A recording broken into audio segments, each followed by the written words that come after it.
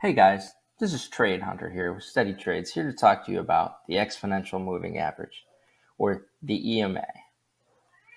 The EMA, unlike the SMA, which calculates an average of price data, it applies more weight to data that is more current.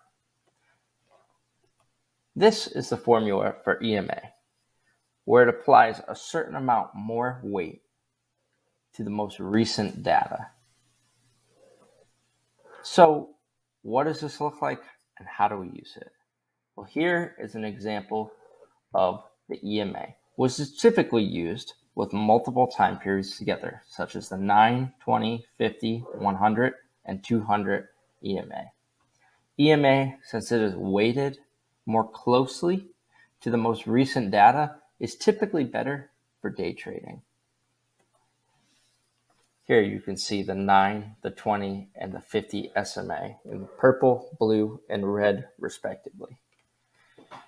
One thing we might watch for when it comes to EMAs is crossover. When a lower EMA goes below a higher EMA, or the lower EMA goes above the higher EMA. So I hope this gives you a general overview of what the EMA is.